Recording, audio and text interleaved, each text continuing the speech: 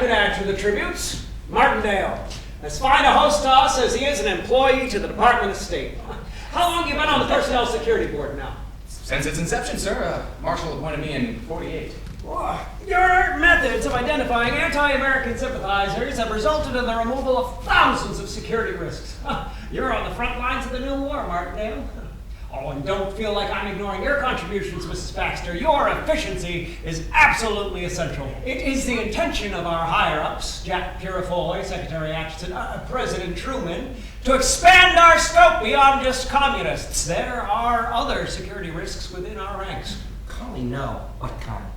Jim, darling, please. Persons vulnerable to blackmail, drunkards, loose women, general moral turpitude, deviants. Oh, I'm not sure I should be hearing this. Oh, it's a harsh reality, I know. We are no longer living in the simple times we once took for granted. I'm not sure I understand what you mean by deviance, Mr. Sanderson. Oh, I wouldn't expect you to, Mrs. Baxter. It's unfortunate that you and Martindale will soon be well versed in their behaviors. I speak of gentlemen who prefer the company of other gentlemen. But, sir, I work in personnel. I'm no analyst. I wouldn't begin to know how to check for mental deficiency. Oh, but you have an excellent eye for detail, Martindale, and there are clues. These perverts have a certain carriage, a demeanor. They read motion picture magazines, attend the opera. So we interview every fellow who's been to the opera? Our show is Perfect Arrangement. It takes place in the spring of 1950 at the beginning of the Lavender Scare. So, Mrs. Baxter, you and Bob are going to save America from perverts. Fancy that. That is what Bob and I do. You look for communists, not Well, homosexuals. apparently now we look for homosexuals and drunks and whores. Goody. But how can you? Millie, it's not even worthy of discussion. It won't happen. How do you know nothing's gonna happen? Because Bob designed the system. Now stop worrying, both of you. The Lavender Scare took place during the McCarthy era. The government decided that they needed to go after the homosexuals and the loose women, the people who might be moral deviants and cause trouble within the country. Simplicity, babe. The more elaborate the story, the harder it is to keep afloat. That's what you always tell me. I tell you that because you're truly quite terrible. Bob Martindale, are you having man sex in our house? No, Norma, that was me walking through a door. I know it's all a bit foreign to you, but man sex looks totally different. That's it. You two are like children. We're getting a plastic cover. Bob, about what Sanderson's. Not a concern. Be happy I got a promotion. It's good news. Same money, more work, playing more police, some promotion. So, what criteria do we use?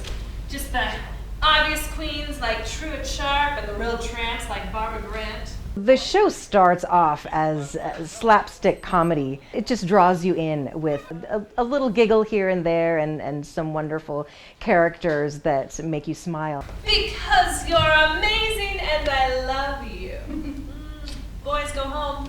We can take a hint. Sisters of Sappho want to be alone. Try the sofa.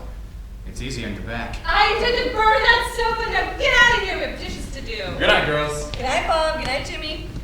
In Perfect Arrangement, there are what appear to be two heterosexual couples, which are actually a lesbian couple and a gay couple living next door to one another. But they've created this arrangement for their own safety. They live in adjoining homes that actually are connected through the closet. Normie, what's the matter? I can't do this. Not today.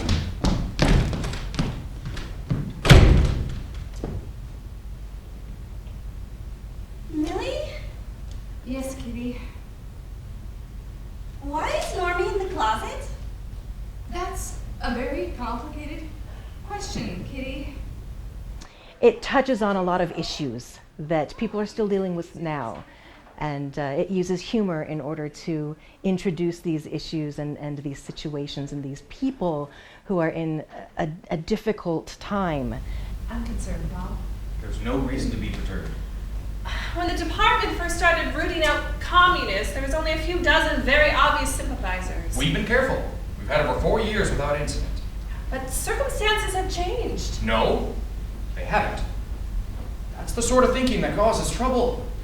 We know how to get around the system because we created it. The whole thing's blown up. Bob McCarthy's made it his personal mission to... No one's taking Senator McCarthy seriously. The newspapers certainly are. Newspapers don't set policy. Are you sure about that? The issues that are introduced in this show are things that people are still struggling with now, with being who they are, with coming to terms with where they want to go in life, and what the expectations are of them from other people, from parents, from society. So this show opens doors for the characters. Say whatever you like. Lie is what we do. It's all we do. What has come over you? You want to keep Millie's picture on your desk, Bob? Go right ahead. If I have to throw in my darling Jim to the girls at the coffee counter once in a while, no real harm, but lately we're living the false and full time, and it's exhausting. We don't even get to have the real relationships we're supposed to be protecting because we gotta be show ponies for the safety and comfort of people we can't stand. Mrs. Martindale, forgive me. You look so familiar.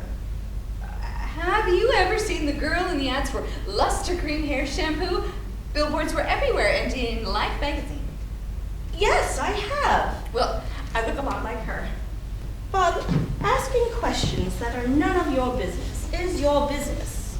Answer me now, or answer my concern when I file it on Monday. I'm not a switch hitter, Barbara.